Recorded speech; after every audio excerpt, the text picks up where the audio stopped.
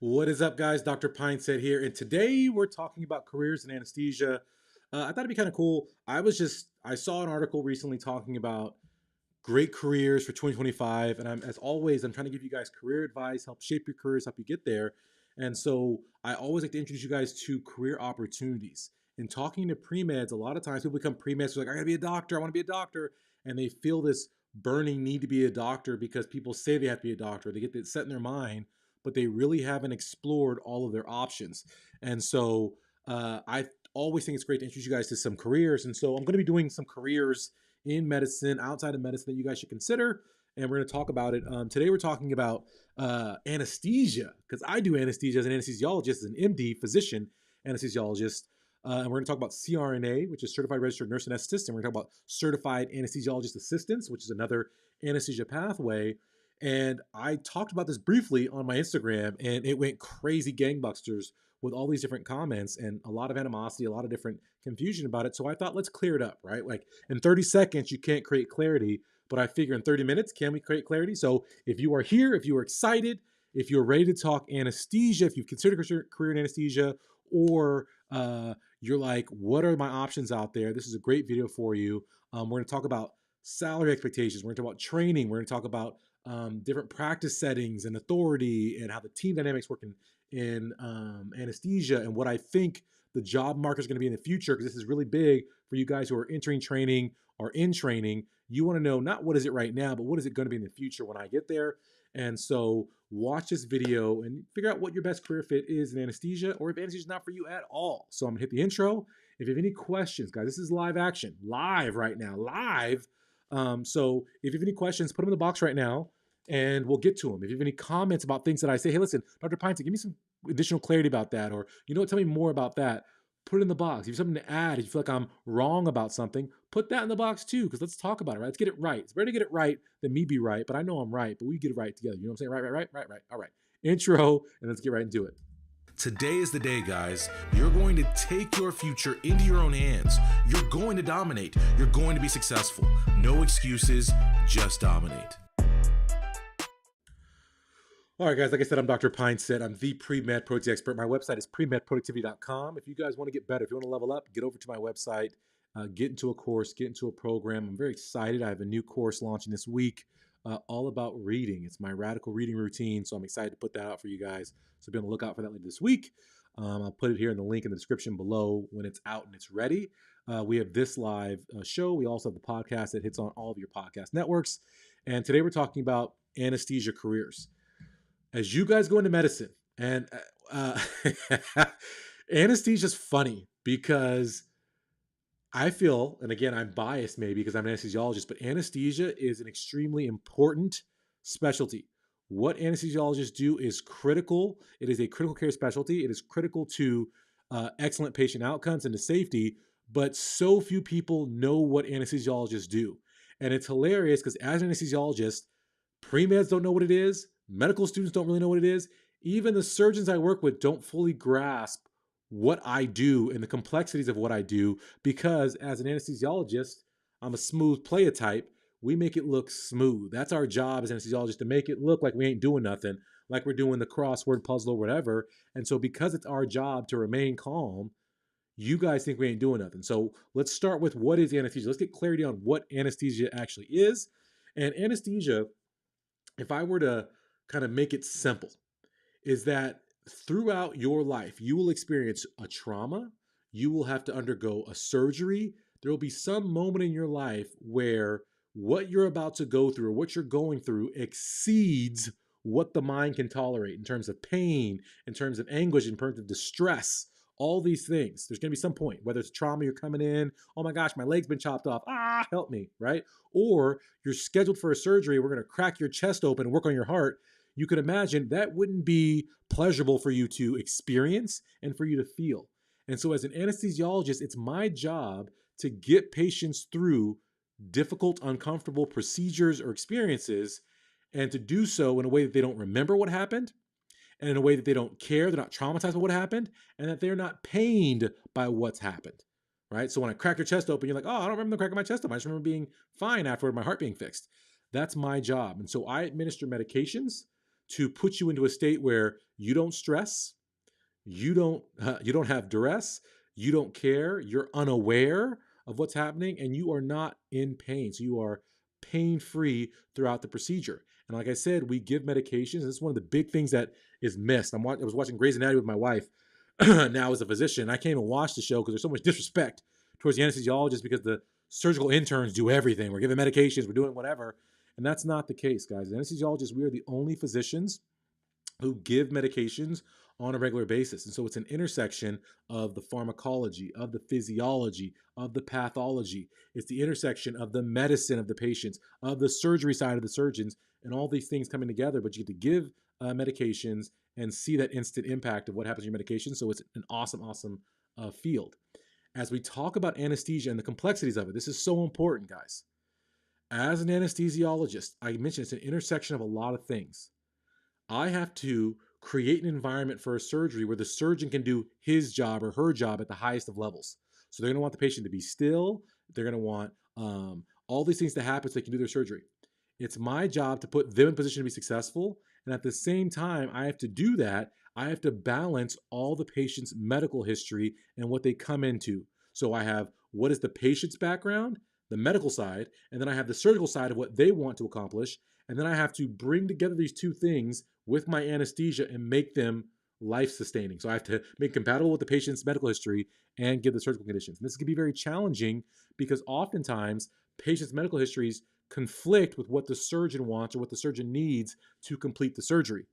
And so I have to find a way. I have to be like a puzzle solver, and I have to problem solve and find, okay, I'm gonna do this because it gets me this, and then I sacrifice this. And so you're finding this delicate balancing act between the two. Does that make sense, everybody? If you guys are with me right now, we're live action. Go ahead, drop a comment in the box. Let me know I'm not the only person here. Let me know that you are listening and that you are learning what anesthesiologists do. Okay? As we talk about balancing patients' medical histories, their medications, things they're going through, we give them medications to put them in a surgical state. It's very important to understand that as our technology advances, there are so many people who are surviving conditions, who are surviving situations that they previously never would have survived. And as a result, the patients who make it to the operating room, who make it to the hospital, are more complex, they are sicker, they are a more difficult riddle to solve. And so as that heightens, and then also as our technology gets better, the surgeries we do are amazing, right? Things you wouldn't even thought we could do. We have robotic surgery, all these amazing things. And so everything's ratcheted up on both sides. So the complexity is super, super high. And so anesthesia has become a lot more complex as well. And because of that, and this is what's going to kind of shade our discussion today, is that we have to have an understanding that anesthesia is a complex specialty where you're dealing with complex environments where the variables are constantly changing, right? If we were talking about algebra and solving a problem, anesthesia would be multivariate, right? Multivariable algebra. It'd be the highest levels. It'd be difficult calculus where you have to solve and bring things in because there's a lot happening. And because of that, right, it's very complex. The other side of that coin is that it's a critical specialty, meaning you have to act immediately. The patient's blood pressure drops. What do I do? The patient's bleeding. What do I do? The patient becomes hypertensive. What do I do? The patient's brain is herniating on the bottom of the skull. What do I do? What is the intervention? And so you not only are dealing with complex things, but you're dealing with them in a short interval time vacuum where you have to be paying attention, you have to see what's happening, and then you have to quickly react to that and react quickly because it is truly a life and death situation. Yes, because that is the case, it is absolutely imperative you guys understand that anesthesia providers must be up to the task. This is not a specialty where you can half-ass it. You got to really be bringing it because in any moment, either because you're not paying attention, you lack the vigilance that's required as a staple of as anesthesiologist, vigilance and paying attention. But if you also don't have the knowledge, not only in your brain in general, but you're not so honed in that you can act quickly, people can die. And so if you guys liken it to your guys' journey in school, how many of you guys have taken a test where you're like, man, if I just had more time, I could have gotten all the answers. Oh man, on the MCAT, if I just had more time, I would get everything right. Well, anesthesia is the most expedited decision-making in healthcare because literally it's happening in the second. I give a medication, this happens. I must give another medication to counteract that. Surgeon does this, surgeon pressing on the aorta, I've got to alert him. I've got to be boom, boom, boom, boom right there in seconds. Otherwise, it's a problem and it's a bad outcome. And it's not a bad outcome like, oh, it's like death. It's like major morbidity, right? Where people are hurt and brain dead and different kind of things happen. So you have to be able to act from a huge base of knowledge in a complex environment and do it very, very rapidly. Because of that, it is a high stress, high pressure job. Despite how it looks from the outside, there are a lot of things we're constantly thinking about in our heads and going through. And I tell people, as anesthesiologists, we get paid a lot. Make no mistake about it. Anesthesiologist is a high paying field, but the reason it's so high paying is not because of what I do physically, right? Because there's physical stuff that we do. We intubate, we do access and lines, we do codes, we do all these kind of things. But what anesthesiologists are getting paid for at a high dollar figure for is for our intellect and our ability to tolerate stress. Stressors that would cause other people to freak out and spaz out. We have to stay calm and collected and deliver accurately under pressure. And so because of that, we're paid for our stress level, our stress tolerance, and our ability to act in the crisis and act with high fidelity. Yes. Good evening, Paul. Good evening, Dee. Good evening, Witty. Shannon, hello. Guys, can we say hi to Shannon real quick? Can everybody comment in the box, say happy anniversary? It's my wife and I's wedding anniversary today. And because she loves me so much, she lets me, and she knows how much I love you guys, she lets me come on here and live stream with you on our anniversary instead of taking her out to a nice dinner. So everyone say happy anniversary, Shannon. Make her feel good because I'm clearly on here with y'all.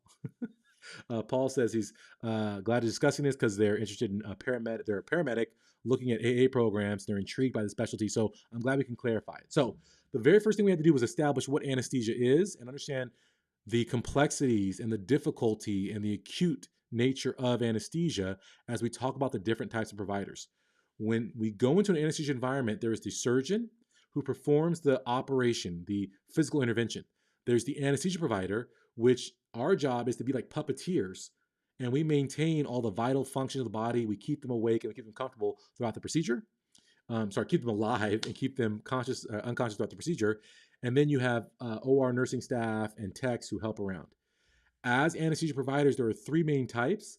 There's the MD-DO anesthesiologist. So these people have gone to medical school and practice anesthesia. So that's me. There's also CRNAs, which are certified registered nurse anesthetists who have been around for over a century. And these are nurses who go through advanced training to specialize in anesthesia. And then we have the new kid on the block, which is certified anesthesiologist assistant. And I say new kid on the block, but they've been around for a long time. But they're blooming recently for some things we're going to talk about. But the CAA, the certified anesthesiologist assistant, is the third type of provider. The big difference between these three is the education, is the salary, is the scope of practice, meaning what types of cases they can do. It's the level of independence that they have. So can they work alone? Do they work in team model? Are they sometimes alone? We'll talk about that. And then ultimately how that affects their whole lifestyle. And then we'll talk about the career outcomes, right? So starting with physician anesthesiologist, MD-DO. So I'm a MD physician. I went to Stanford Medical School. And so the pathway to become a physician anesthesiologist is long, and that's the major drawback to it, is that it's 4 years of undergrad. It's the pre-med pathway, right? And then it's 4 years of medical school, either MD or DO. Either one can become anesthesiologist. And then you have to complete an anesthesiology residency. It's 1 intern year, and then it's followed by 3 years of anesthesia-focused training. And then after that residency training, there's optional fellowships. And one of the other great things about, I love anesthesia, y'all. Can I hype anesthesia enough? If you are pre-med, think about anesthesia. It is amazing. All the fellowships in anesthesia are only 1 year. And so it's minimal time commitment, but it allows you to have other practice options and to be in academics and so forth. And one of the things I'll point out with this is that anesthesia residencies are no joke. They're very, very, very, very, very long hours, very intense settings, and you train across the entire spectrum of anesthesia cases, from general cases, pediatric cases, OB cases, neuro cases, ICU, cardiac, you name it. We're across the whole spectrum of different types of anesthesia. And so because of that, when you come out of residency as a general anesthesiologist like I am, you can do all sorts of cases. So I've supervised cardiac cases. I've done neuro cases. I've done OB and epidurals and all that kind of stuff. I've done peds. In fact, right now, predominantly, I do 90% pediatric cases, even though I'm a general anesthesiologist. And that's one of the cool things about anesthesia is that you have this huge, deep, broad base of knowledge that you can apply readily because the training is so rigorous.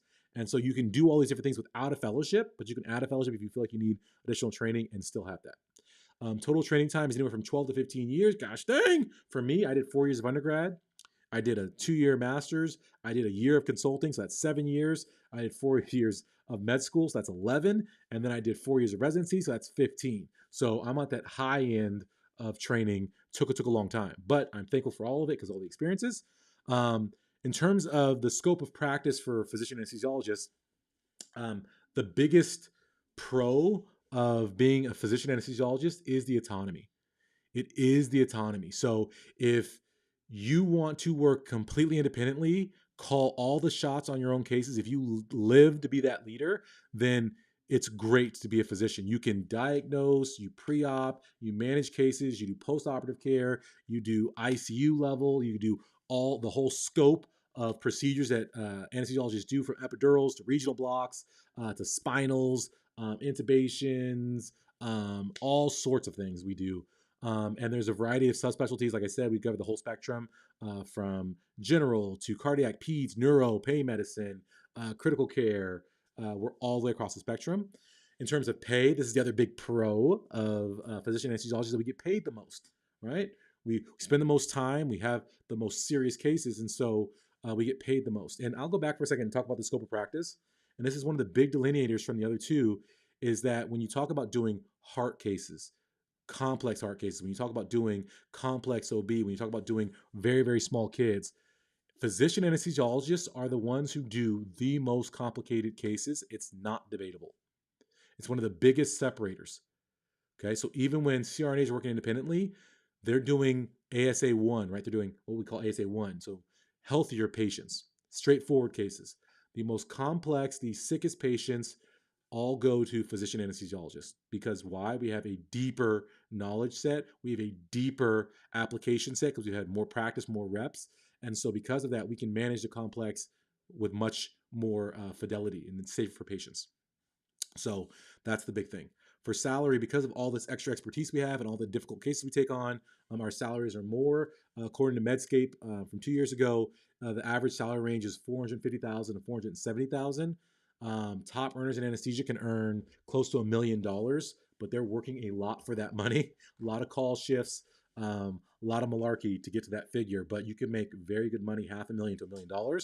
And the job market for anesthesia is incredible, guys.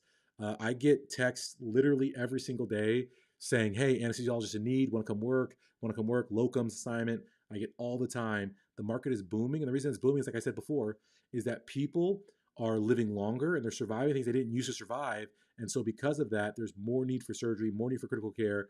And so anesthesiologists are in huge demand. It's going to continue to go as people age, as people get sicker. The job market's incredible, and it will continue to get incredible. So yes, the outlook is great.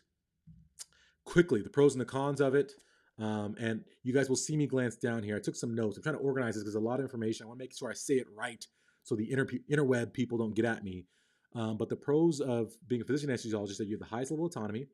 You get a diverse set of career options. And so for me, this is one of the reasons that I picked anesthesia and be a physician anesthesiologist as opposed to being a CRNA, is that my options, the sky is truly the limit when you are a physician. When you have that doctor in front of your name, you can work in educational settings. You can work in the ICU. You can be a leader. You can work on the healthcare side. You can work in so many different aspects. You can choose your career. And so I love the flexibility of anesthesia, both within anesthesia and outside of anesthesia. It also has huge flexibility within anesthesia, as I mentioned, because we have the whole spectrum of anesthesia provisions and cases and so forth. And it's the highest salary. You want to make big money, anesthesia as a physician, you'll make the most.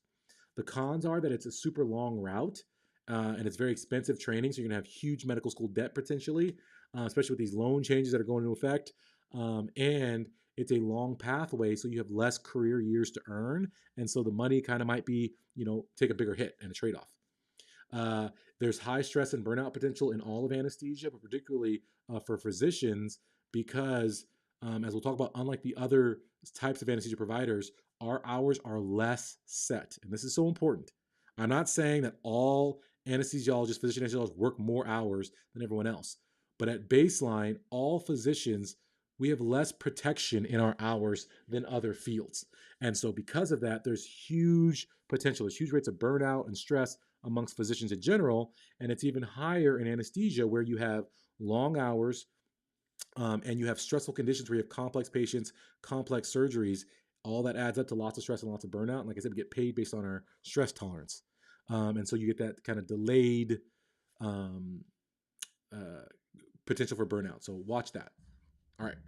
Does that make sense for physician anesthesiologists? Do we understand what that is? And as we go through each one of these, I'm going to introduce them all, and then I'm going to bring them all back together at the end, and we're going to really compare them head to head. But I think it's important to go into depth on each one of these so we can walk it through and you guys can see what's happening here. If you're with me right now, like the video, comment, let me know you're here with me. And thank you. I appreciate y'all who are saying happy anniversary to Shannon, Tay, I see you. Paul, I see you. I appreciate that. Can CRNAs and AAs participate in fellowship programs?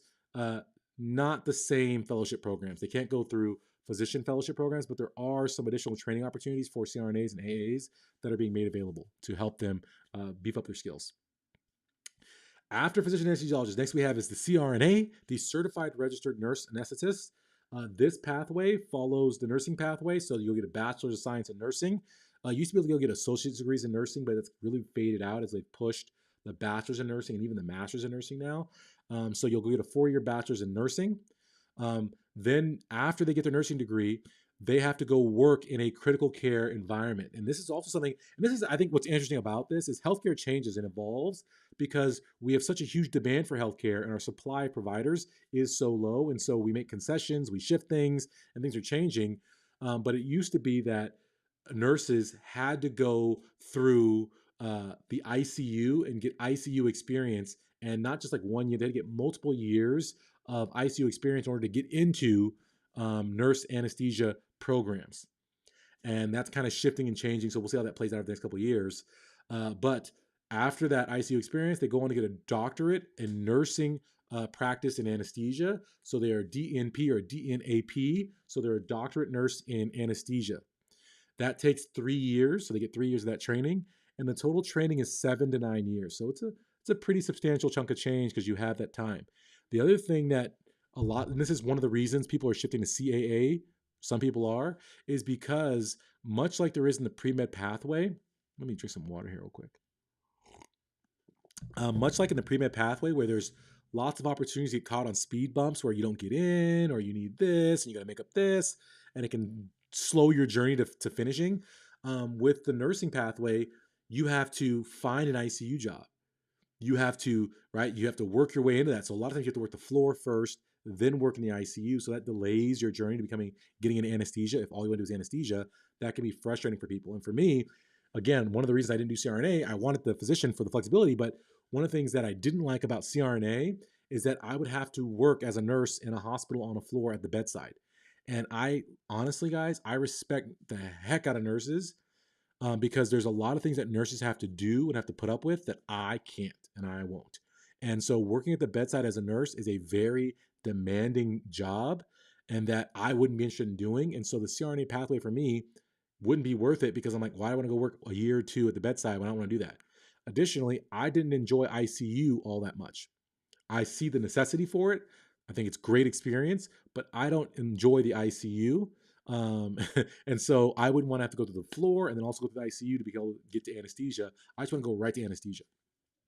The scope of practice for CRNAs, and you'll hear this kind of distinguished from the CAAs, the anesthesiologist assistants, is that the CRNAs over time, originally it used to be that CRNAs were worked underneath anesthesiologists.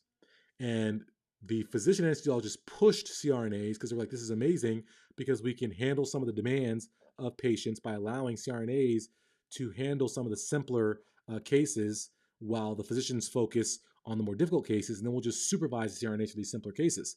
But over time, the nurse lobbies have pushed it so that CRNAs can do independent practice. And so there's quite a few states where CRNAs don't need to be supervised by a physician and can do the anesthesia themselves. And so this is a big difference between the CAAs where they don't have that same independence. For CRNAs, they have independence, and that independence is growing across the nation. Much like with the physician anesthesiologist, they can administer all sorts of anesthesia from general to regional. And some of the CRNAs I know are amazing regional technicians with their epidurals and their spinals. So they're great. Where they're independent, this is kind of the drawback, is a lot of times in big cities you'll have physician oversight. Most of the time it's in rural locations, or it's in locations that there's a need for a provider and you necessarily can't fill it with a physician anesthesiologist. You'll have CRNAs working independently. Um, like I said, they practice under medical direction in some states where the physician is supervising and kind of guiding the plan. And to me, this is one of the downsides of being a CRNA if you're not practicing independently, is that you have to collaborate with the physician to come up with the plan, and the physician ultimately has the final say on what that plan is, because they're taking on the biggest chunk of liability in this. The average salary for CRNAs is in the $200,000 to $300,000 range, and I think that's actually an underestimate, even though that's what we're putting at here according to the American Association of Nurse Anesthetists. I think it's actually higher. Nurse anesthetists are making big bucks, and they're growing rapidly, so it's a great field to go into. And with their salaries, this is one of the big things I want to point out. So I mentioned how for physicians, our hours are less controlled, right? For CRNAs, one of the big reasons, pay attention here, why I recommend for students who are looking at anesthesia careers, I recommend CRNA over CAA in most circumstances, is because of CRNAs being RNs. And as an RN, you are under the protection, and you are being steered by very powerful groups, the nursing unions. You're being steered by the American Association of Nurse Anesthetists, the Association of Nursing. Nurses are all powerful in healthcare. Some might argue too powerful in healthcare, but nurses are very powerful in healthcare.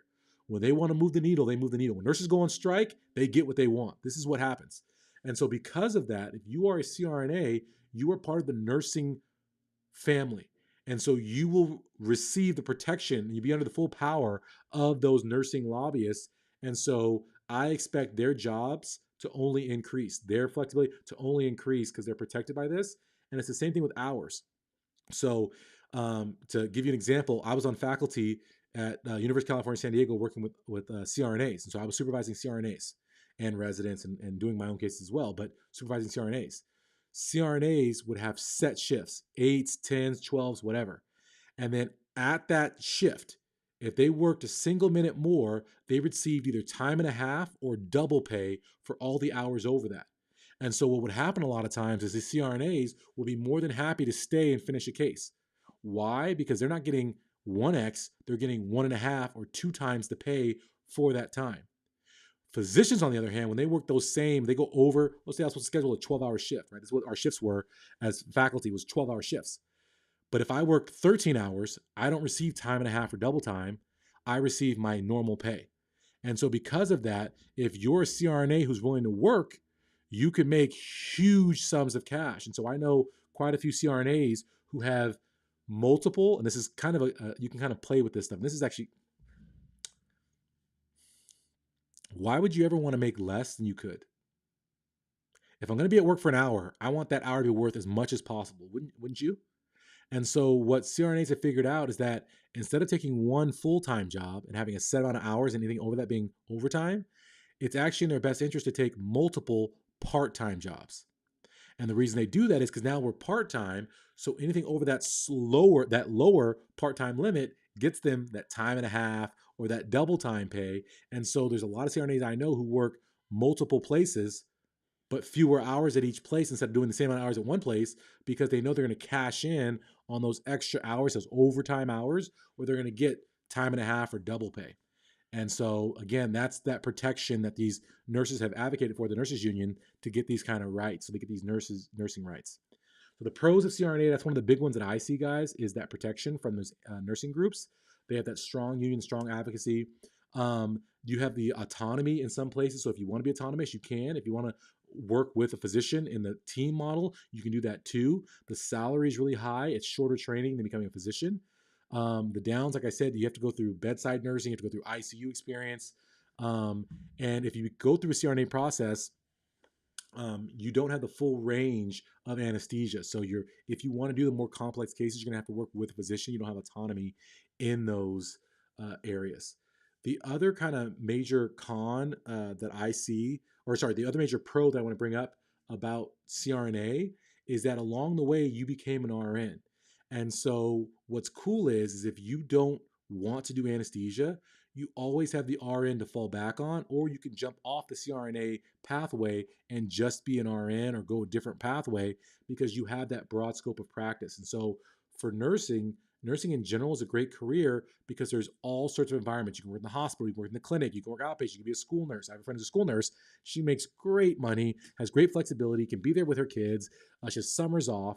And so there's a lot of career flexibility in nursing where you can go different pathways and change it up depending on what the stages of your life are. So that's a huge perk of going that nursing track and being CRNA.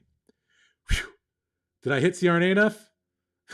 If you guys are still with me, like the video right now, comment, let me know. We are live action. I'm Dr. Pinesett. We're talking about anesthesia careers right now. We've done physician anesthesia. We've done CRNA, and we're going to hit the certified anesthesiologist assistant next. Let me look at some of these questions real quick to see if there's something I want to get to before the end of the video.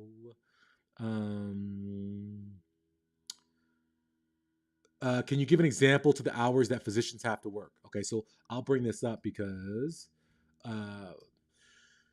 this is a good question, and it fits into what we've already talked about. We're talking about physicians. So when we talk about hours that physicians work, in any job in healthcare, this is one of the things that people have to pay attention to. When you see high salaries in healthcare, you want to figure out how many hours they're actually working.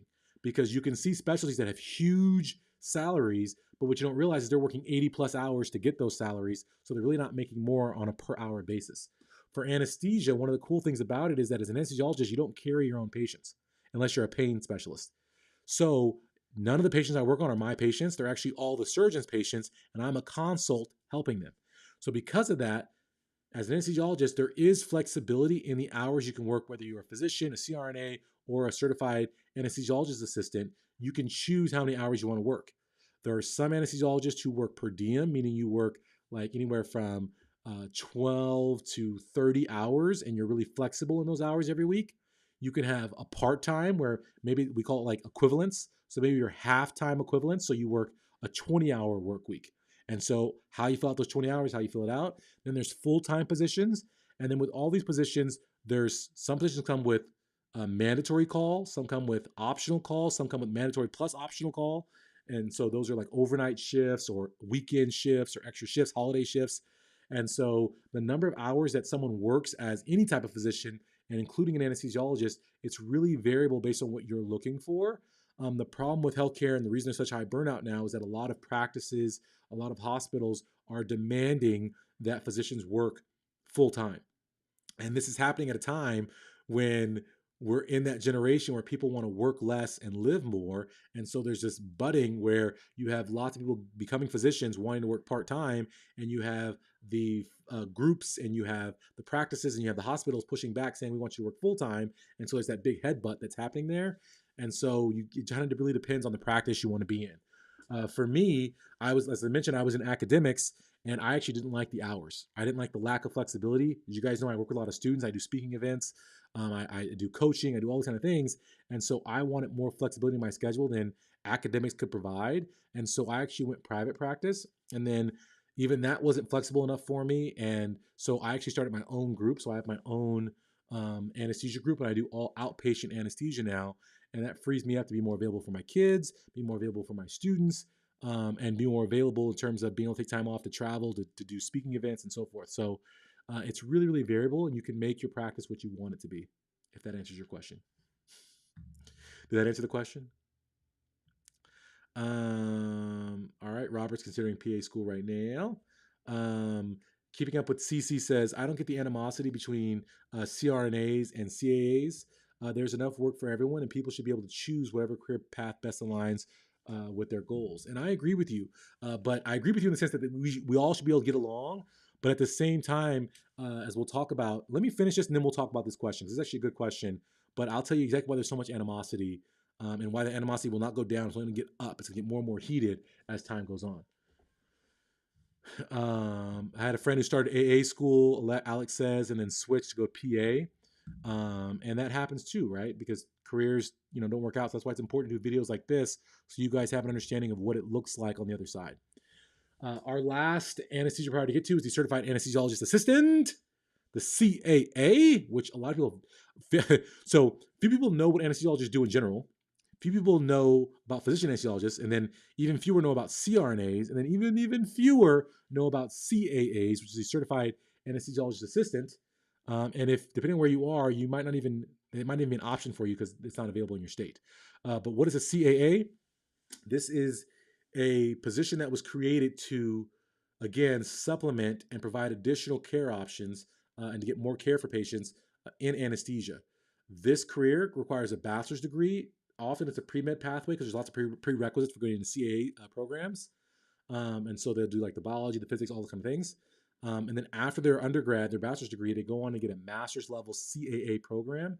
And these programs are anywhere from 2 years to 3 years. Most of them are in that like 24 to 30 month window. So 2 years to 2.5 years. And then at the end of that, they have to pass a certification exam. And so the total training time is much shorter for CAAs. And so this is like the big thing, the big pro, why people are liking the looks of CAA is that it's a very, very short, quick path to be able to do anesthesia.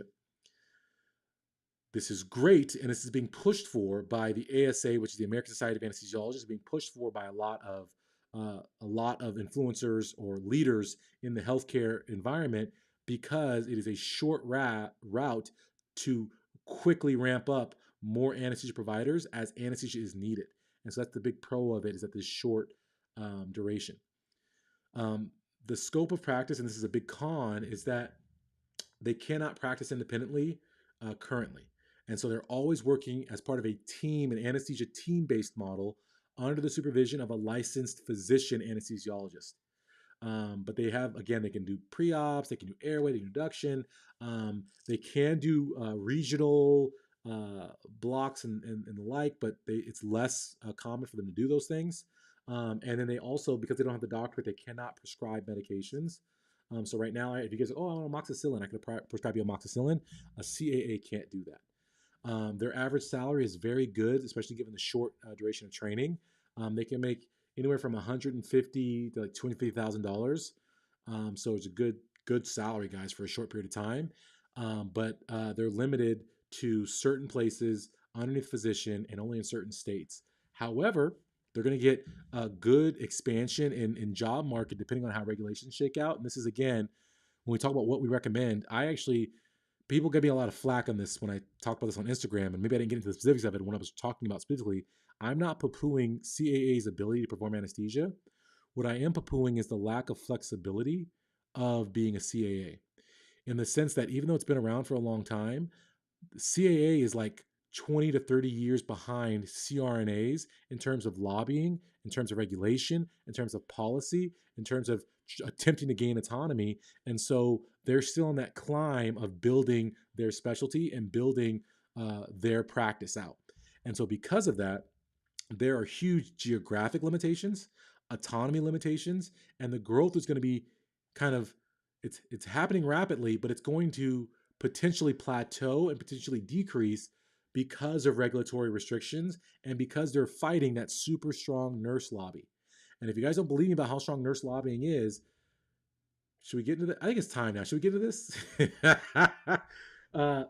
So someone asked earlier, why the animosity between CAAs and CRNAs? The huge animosity between CAAs and CRNAs is all political, and it's all about protecting careers. Okay? Anesthesiologists propped up CRNAs about 30 years ago and said CRNAs, not 30 years ago, about 40 years ago, 45 years ago. CRNAs are incredible. We want them. We want to be able to supervise them. And they pushed how great CRNAs were and how safe CRNAs were and how amazing CRNAs were. And the problem with that, and this is, again, Shannon said, here we go. This is me speaking as myself. I stand behind everything I say. I bring to you guys the facts. My perspective is based in reality and based in facts. A lot of times throughout the history, and this is the reason healthcare is so jacked up right now, is physicians have been very short-sighted and very narrow-sighted about healthcare. And they were ignorant to healthcare business. They were ignorant to healthcare policy. And as a result, we're all, from the physician side, from the nursing side, from the patient side, we're all suffering the consequences of physicians not keeping their eye on the ball, being too focused on the individual patient, not being focused at the population level, not being focused at the systemic level, not being focused at the policy level to really guide healthcare where it needed to go. Okay, so as I say this, as a subset of that, the American Society of Anesthesiologists, the ASA, who I'm a member of, because it's my society, has done a piss poor, awful, no good job of understanding the needs of anesthesia and the needs of anesthesia patients. 50 years ago-ish, right, roughly in that ballpark, the ASA was pushing for CRNA, CRNA, CRNA, CRNA, CRNA. Let's work with CRNAs as part of this team-based model. CRNAs are incredibly safe. They're awesome. We stand by them, blah, blah, blah, to pump them up because they were looking at it like, oh, we'll be supervising CRNAs, which will allow us to focus on the complex patients and allow the CRNAs to handle the simple patients under our supervision. But again, without the foresight to zoom out and say, wait a minute, if we push CRNAs so hard, then the healthcare system at large is going to look at it and say, wait a minute, these anesthesiologists who are physicians are telling us that CRNAs are incredible and we should trust them with our care, yet they cost a fraction of what a physician costs. So why wouldn't we use more CRNAs and less physicians? Right? Because healthcare wants to stay economically viable, so we're always looking for ways that we can cut costs in healthcare, sadly. And so they were like, CRNAs are cheaper, and the anesthesiologists say that they're the same, so let's go ahead and use them. And so CRNAs leverage the ASA's own statements, the physician anesthesiologist statements against them to say, listen, they're telling you we're the same. They're telling you we're incredible. They're telling you we're super safe. Let us practice in an expanded scope, independently, with autonomy, separate from them, and let's pay us more because we're worth more because we're so qualified. And then when the ASA finally realized this was going to happen, they're like, oh, no. But it's too late to put the cat back in the cat back in the bag, or whatever you want to call it, the rabbit back in the hat, because now you pump them up so much and they're using your own words against you. They're quoting you that now you can't stop the CRNA revolution. And so CRNAs rapidly got independent practice in a whole bunch of states. And so the ASA undermined their own physician anesthesiologists by promoting a CRNAs in hopes, right, being short-sighted in hopes of having this team-based model approach. But CRNAs outgrew the team-based model approach in their own estimates, and as a result of their powerful lobby, were able to make massive policy shifts. So there was huge animosity between so the anesthesiologists were on the same team as CRNAs, and the CRNAs wanted more independence and wanted to take over some stuff. And then so there was huge animosity between anesthesiologists and CRNAs. Certified anesthesiology assistants have been around for a long, long time. But when CRNAs started beefing with the physicians and saying, we're the same, we want independence, we want higher pay, the ASA, in all their wisdom, was like, oh my gosh, we can't fight the nurses head up. We have to provide a cheaper alternative to hospitals that we feel we can control and won't go independent. And so the ASA switched their narrative and started being in opposition to CRNAs and started being pro CAAs. Because they're looking at it like, oh, we can use the CAAs to diminish the CRNA's power, to undercut them, and to maintain our autonomy as physician anesthesiologists. But my whole thing is I think it's a terrible strategy because you're literally repeating the same thing you just did with CRNAs, now with a new provider, a CAA. And so what you are doing is empowering a CAA group to then also fight for their autonomy, which is currently happening.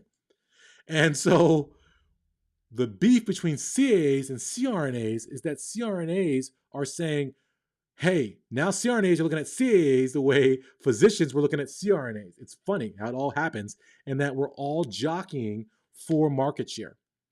This is the true unfiltered talk, y'all. This is not me as a physician being biased. I'm telling you the truth. Physicians, CRNAs, and CAAs are in different levels of combat and are jockeying because it's all about protecting their own interests. Does everybody understand? This is so important.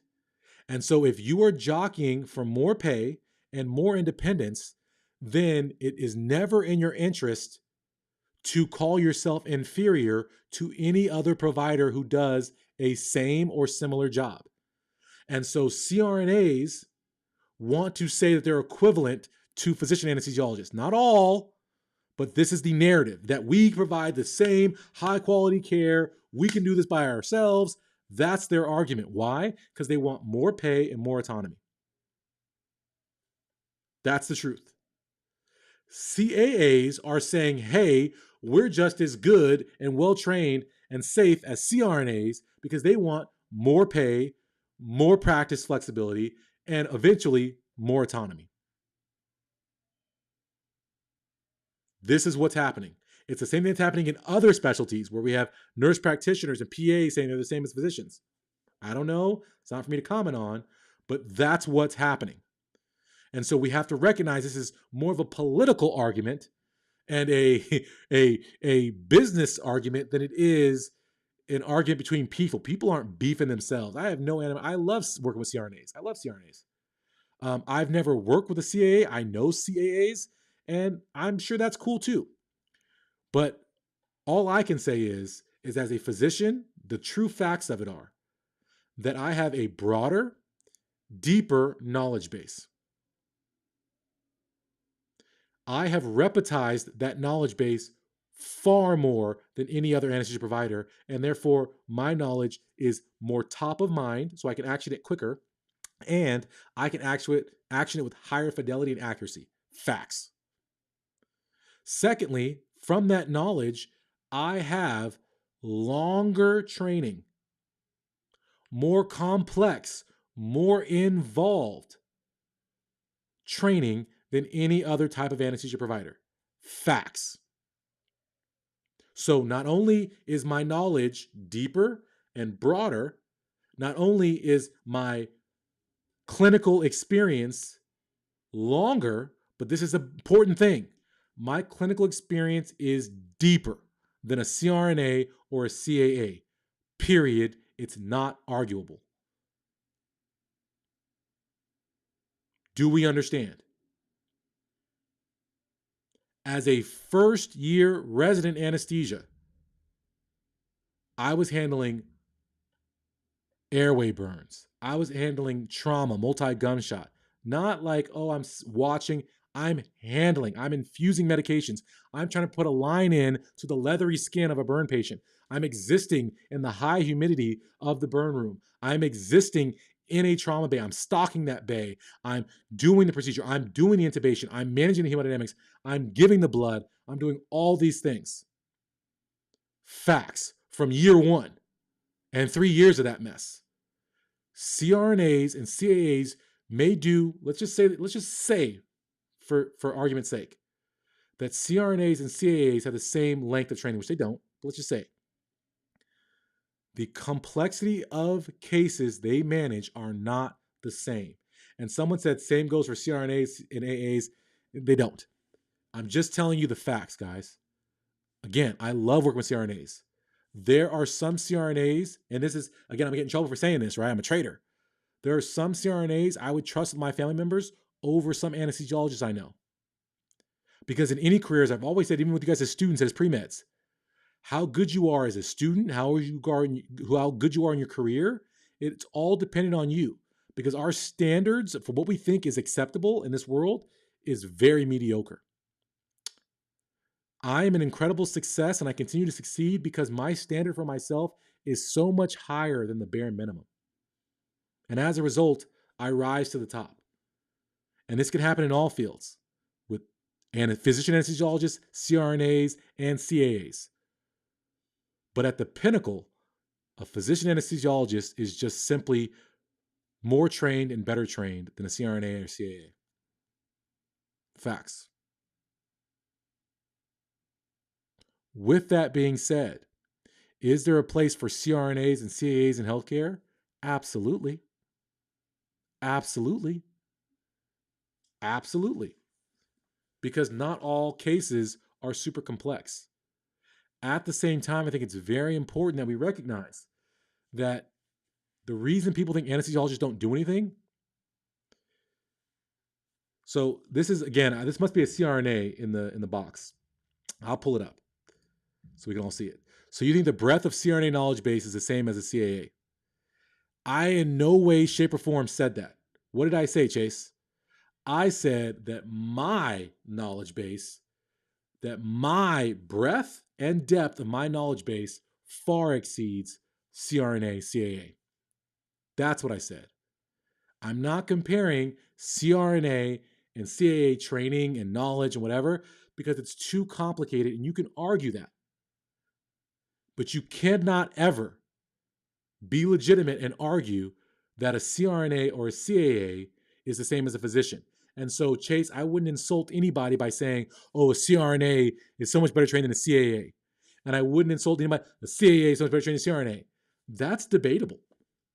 I you know what I mean? I think that that's debatable because you can argue, well, how much is the nursing training relevant to the anesthesia? How much is the ICU relevant to the anesthesia?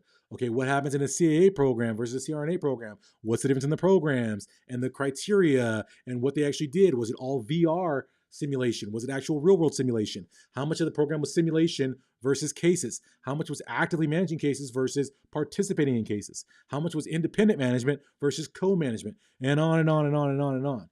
So that becomes very sticky. And so to debate CRNA versus CAA in terms of proficiency and competency is very hard.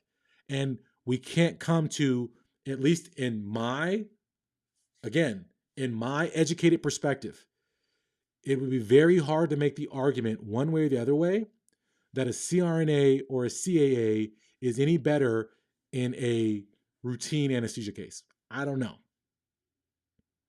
If I were to, have to take a stance on it, if I had to, put my back against the wall, I would say that as a CRNA, having the time, spending time with patients on the floor who are sick, spending time in the ICU with patients who are very, very sick, even if you're just taking orders from a physician, whatever, the assessment is huge. And this is so important. I tell all my residents, when I'm training anesthesia residents, I tell all medical students, I say a monkey could give medication, right? The AI could give a medication. What makes a qualified anesthesia provider and what makes a high-level anesthetic is the vigilance to assess and understand what happens after you give that medication.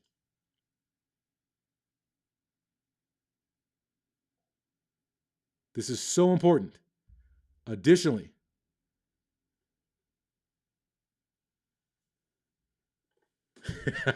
exactly. People hype in my comment section. I'm doing 50 minutes. I was trying to do 30 minutes. It's my anniversary, y'all.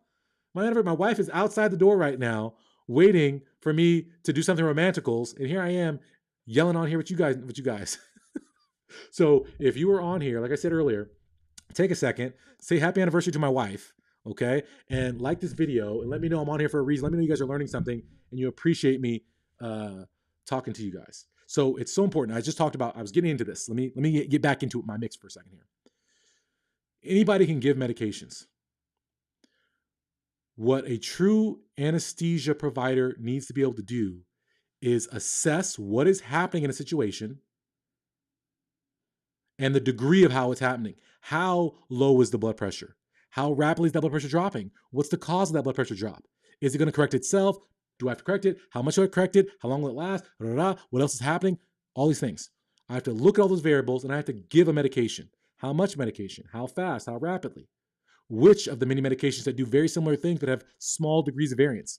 Then once I give that medication, I must continue to pay attention and look at what's happening from the pharmacology I just administered. What is happening to the physiology? How am I changing the pathophysiology? What is going on? So we have to be able to assess. And this is where I feel like having ICU time as a nurse is hugely valuable because you're in these ICU rooms with these very sick patients, seeing, hearing, experiencing, watching, observing what these pathologies look like, feel like. And I can tell you guys, as someone who has run simulations, who's participated in many simulation, I always leave simulation thinking this sucks. As an educator, I see the value of simulation, but a simulation, even the best simulators have a very difficult time emulating what it's actually like in the moment.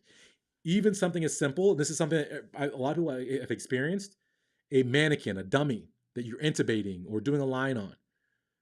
It's entirely different when you're doing chest compressions on a dummy than doing chest compressions on a real human being. It's entirely different getting an airway on a human being than it is getting on a dummy. It's entirely different. So it's so important that we understand that simulation ain't the same as managing real cases. And I'll give you guys a practical example. I live in San Diego, and I do outpatient anesthesia, including dental anesthesia. And there's a thing called they call themselves dental anesthesiologists. I call them dentist and anesthetists, because really what they are is they're dentists who've gone through dental school and they do anesthesia training. And then they're supposed to be able to manage anesthesia cases. It's crazy to me. And so one of these dentist anesthetists, whatever you want to call them, killed a kid recently, like a month ago, about a mile from where I work. This same guy almost killed a guy like 6 years ago. And he did it because it's the perfect example. This guy did dental school and then did an anesthesia residency, a dental anesthesia residency, where he did 3 years of anesthesia training. But I bet you, and I know this because I have worked with dental anesthesia residents, we treat them like medical students. Yeah, come in, do an airway. Yeah, come in, this is what we're doing. I'm talking through it. Okay, now you just leave. Like, get out of here. They don't know how to manage these cases. I'm gonna be honest with y'all. It's the truth. These dental anesthetists, it ain't the same. And so they do a lot of sim-based training. And so this guy, and I'll tell you, this is the perfect example. And this is, again, when we talk about physician versus CRNA versus CAA, this is important to understand. Doing real cases, managing real cases is entirely different than simulation. This dental anesthetist, this dental anesthesiologist, had a guy, and this is why you have to have the whole scope of medicine. He had a patient coming in for a massive amount of dental work. This patient was a triathlete, meaning he's in excellent shape. And if you understand the medicine of that, when you're in excellent shape, you have a lower heart rate. So this triathlete probably had a baseline heart rate in the 40s or 50s. Well, this dental anesthetist didn't note the preoperative heart rate. Big mistake. Didn't take into consideration this person's a triathlete. Big mistake. He administered the anesthesia and then looked at the vitals and noticed that this patient's heart was in the 40s, which under normal circumstances we would call bradycardic. Oh my gosh, the patient's bradycardic. I got to do something about this heart rate. But if you have an understanding of the physiology and what exercise does to you, I would assume this patient came in with a heart rate in the 40s or 50s. I would have also checked a preoperative heart rate to see where I'm at as a baseline, because it's all relative, right? And so when I saw that heart rate, I wouldn't do anything. I would sit there and watch it. I would check, what's the blood pressure? What's everything else doing? Well, this provider saw that the heart rate was in the 40s, saw the blood pressure was subnormal, so it was low. But again, knowing anesthesia, you know that when you give anesthesia, you know that the blood pressure is going to get lowered. Well, this guy saw a low heart rate, low blood pressure, freaked out, and gave a code dose, strength dose of epinephrine. Gave a full milligram, like Pulp Fiction style, full dose of epinephrine to this guy. Well, what do you guys think happened? Robert's in the box. Please let me give him pressers. He freaked out, went into simulation mode. Oh my gosh, bradycardia with hypotension. And gave a massive amount of epinephrine. And the guy's heart rate shot up to over 200 beats a minute.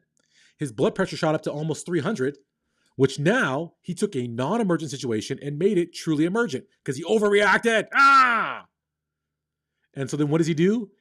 He overreacts again and gives a code dose of adenosine. And when he gives that adenosine, he immediately and briskly stops the patient's heart.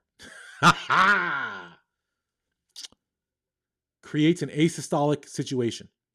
So he worsened the very thing he was trying to prevent in the beginning. Goes asystolic, chest compressions begin, we call 911, the guy was without a heartbeat for 9 minutes, goes to the hospital, ends up having brain damage, right? after this event survives, but ends up having brain damage. And it's all because this person who received 3 years of anesthesia training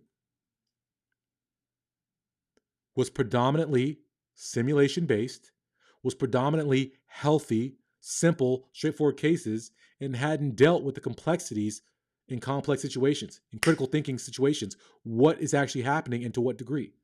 Additionally, not having the medical background to understand what exercise does to your physiology and a baseline heart rate, and then not having the vigilance from knowing all this stuff is happening. And this is the same guy that 6 years later, yes, killed this kid because what happened, y'all? He wasn't paying attention. And this is the scary thing about medicine. This is why I was making the point in the beginning how dangerous anesthesia is. Anesthesia is truly life and death, y'all. This ain't no like whatevers. It's not like going to, and it's not to talk trash on anybody, but you go to primary care provider, nobody's dying in an outpatient clinic for a sore throat. But in anesthesia, it is truly life and death. You make decisions that cause people to live or die. And if you don't know what you're doing, you can kill a patient. Because a patient dying in surgery is a never event. It should never happen, right? An unscheduled trauma, whatever, that can happen, right? But a patient in a scheduled pre-op case, if they die, somebody's going to be in trouble. Somebody not paying attention. Yes? And so this is, I tell this story as you guys were talking about, like, as we're talking about physicians versus CAAs and CRNAs, it's so important that our standard of practice, listen to me now, it's like being a C student in school. How hard is it to get a C in high school? The standard baseline of competency is low. What I am always striving for is excellence. As pre-meds, as young students, as nursing students, as anesthesiology assistant students, it's up to you to raise your standard above the baseline and to become highly proficient, highly knowledgeable. And there are CRNAs who are highly knowledgeable, highly proficient. There are CAAs who are highly knowledgeable, highly proficient. But it's very important to understand that the baseline of a physician coming out as a physician anesthesiologist is so much higher than the baseline of other providers. Is that fair? Can I say that, y'all? Do you guys believe? Have I made my point? Right? And so Chase said, I heard it was from methemoglobinemia from nitrous. That's what the report said, Chase. But the question becomes, this is why it's so important, assessment. What are the signs and symptoms of methemoglobinemia? How rapidly does methemoglobinemia develop? How severe does methemoglobinemia need to be for a person to die from it? The answer is, it happens rapidly, has to be very severe for them to die from it, and the signs and symptoms, one of the biggest ones, is that it would affect their oxygenation. And so if you have a patient who's so severely experiencing methemoglobinemia that they're going to die, you would see low oxygen saturation. Well, you would only see low oxygen saturation if you were doing what? Having a high level of vigilance and having a high level of respect for how dangerous anesthesia is. And so if you are not vigilant, you're not paying attention, what does that mean? You are negligent and you are killing a patient. And that's why I say this guy is a murderer. And I will not back off that point, and I'll scream it from the rooftops. You could say accident due to methemoglobinemia. Oh, how could we have known? If I'm watching my pulse ox, I would know. Do you guys get what I'm saying? And I won't get into the specifics of it because I know the insides and outs of it because I have talked to people who worked at that office. I know what went down. And I won't get into the specifics of it because it's not, popular knowledge. But I'm telling you guys, it's very important that your anesthesia provider has the requisite knowledge, and not only knowledge, but functional knowledge from experience in real life patients to be able to handle when stuff goes wrong. Because 99.99999% of cases go wonderfully smooth. I'm there for the 0.00001% of the time when it's your family member on the table and you want them saved. That's the separator. Yes? All right. So as we talk about all these careers, guys, I want to get to this because this is my audience. So we're at an hour. You guys still with me? My voice, you guys can hear me. I'm raspy. I was filming this new course before I got on here. So I was filming for 3 hours before I got on here earlier today. So my voice is going. But I want you guys to understand that when we talk about anesthesia providers, physician anesthesiologists, CRNAs, CAAs are all valid providers. They all have a place in healthcare. The important thing is that we understand that the place for certain providers might be not what it need to be when it won't to not to be. And that we have to make sure that the right provider is in the right practice setting and with the right patients. I firmly believe in the team care model for anesthesia.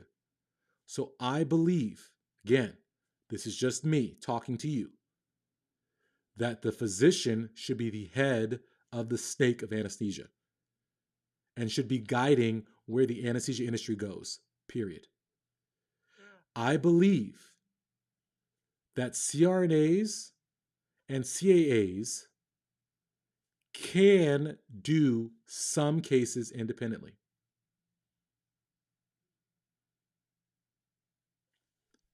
Well patients undergoing simple procedures in environments where you don't have a physician anesthesiologist. However, I believe that if you can, the optimal model would be to have physicians on site with every CRNA, with every CAA. Maybe not direct supervision, but I think it boosts the safety profile dramatically to have physician anesthesiologists available. And I say this even as an anesthesiologist, I do outpatient anesthesia. And when I tell people I do outpatient anesthesia, a lot of people don't want to do outpatient anesthesia because they recognize it's the wild, wild west. I'm out here by myself, right? I work today. I'm in an office. I'm the only person who's an anesthesia provider. If something goes bad, it's all on me to solve it. If I'm in a hospital, I hit the button for anesthesia code, and I'm not even exaggerating, within 30 seconds, I'll have 3 anesthesiologists in there. Within a minute, I'll have 10. Within 5 minutes, we got 20 people in the room. There's safety in that. And I believe that if we want to maximize patient safety, because we can always make the argument that, oh yeah, these patients get through all this totally fine, nothing ever happens. All I'm saying is I don't want even one death to happen. And I believe by having physicians present, you save yourself a lot of headache.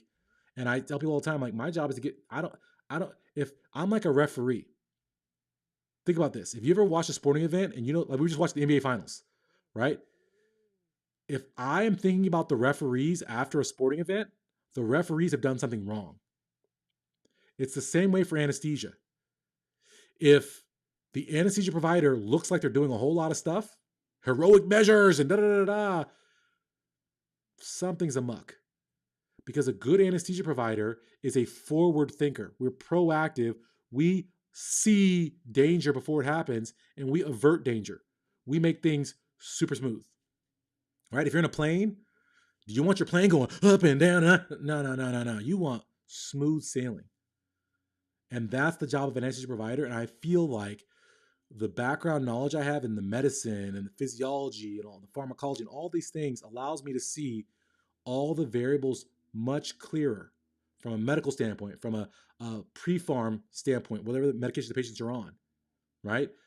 From the current pathology they're currently going through that requires the surgery. And then from the surgical standpoint of managing those dynamics, I feel like my training and knowledge is unmatched. And so I feel like having someone like me in the building, even if it's not direct supervision, is hugely helpful. Hugely helpful.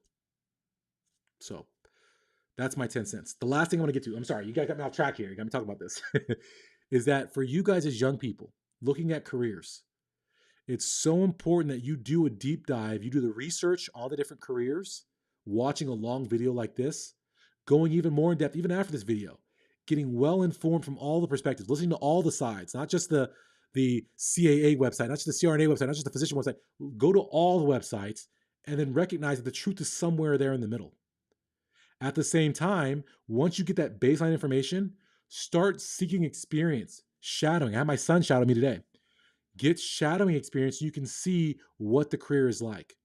Don't just shadow one, try to shadow multiple providers so you can get a different sense of how different people are and different personalities and different dynamics, different practice environments. See what fits you. And when it comes to physician anesthesia versus CRNA versus CAA, they're all great careers. Don't let anyone tell you that they're not great careers. But physician side is if you want huge autonomy, huge flexibility worldwide. CRNAs if you want some autonomy, some supervision, broader practice in terms of states you could practice in, and you like the broadness of the RN to be able to have that flexibility, nursing leadership, and so forth. As a CAA, it's a short, direct route if you only want to do anesthesia and if you don't mind working with a physician. If that's you, CAA is phenomenal because it's quick, it's cheaper, and it lets you do the anesthesia. And I love anesthesia. So I got flack in my video about CRNAs was saying, hey, CRNAs get all the pros of anesthesia without the cons. There's not a whole lot of cons to being a CRNA. There's not a whole lot of pros to being a CAA, as long as you don't mind having a physician like me working with you. So if you don't mind having extra mind power, having extra hands with you, CAA is a great career, y'all. Great career, streamlined, all that good stuff. So I hope this kind of opens some eyes, maybe opens some perspectives, opens a dialogue, a healthy dialogue about anesthesia. And I hope to do more of these. There's a specialty you guys want to talk about. We can get into it and break it down. If there's other topics you guys want to talk about, I know I've been kind of absentee on YouTube.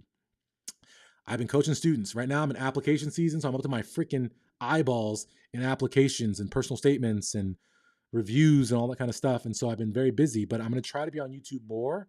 And I only come on here, guys. Someone said earlier I'm trying to game the algorithm when I was talking about CRNAs. Guys, I don't need to game no algorithm, y'all. I've been on social media for 10 years. I've been working with students for over 20 years. I don't give no flips about my social media following. That's why I'm not the biggest. I'm not a million. I don't care about that. It doesn't matter to me. I don't care about followers. I'm trying to create leaders. I'm trying to impact people's futures, trying to empower people. And so I only come on here to empower you guys. So if you could, if you would like, if you want me to be on here more, comment. Let me know, say, hey, Dr. Pinesett, man, we've been missing you. We need you. Please come back on here. Please talk about this topic. Please talk about that topic, because we can do it and we can get educated. We can get informed and we can do it in a positive way. I hope that you guys saw I'm not negative on anything, but sometimes there is some negativity that's required. We have to be clear on facts sometimes. Sometimes we do have to, sometimes something is less, sometimes it's more, and we have to be honest about that. And that's okay. Yes? So put your comments in the box, and I'll get on here and I'll give you guys a word and a message. But if you've enjoyed this video, take a second, like the video, subscribe, turn on notifications. And if you guys want to work with me, if you like hanging out with me, we do live coaching every single week inside my programs. Get to my website, premedproductivity.com, get into a course, get into a program, get it going. Very frequently in the box, in the description below on YouTube, you'll see I put discount links down there. Get a discount, get in. If you don't see a discount link, you want one, email me. It's Andre, A-N-D-R-E, @premedproductivity.com. Email me. I'll give you a discount. I don't care. Because again, I'm here to empower students. I'm here to push forward. I'm here to educate. I'm here to make this world so much better, y'all. And that's what it's about. I'm on a mission. So I appreciate y'all hanging out with me, being part of this mission. And I hope that we can get at it again soon. Everyone have a great and wonderful and fantastic day, y'all. Later. That's it for another episode of the Pre-Med Productivity Podcast. Show your love by smashing the like button and commenting in the box below. Today is the day, guys. No more excuses, no more complaining.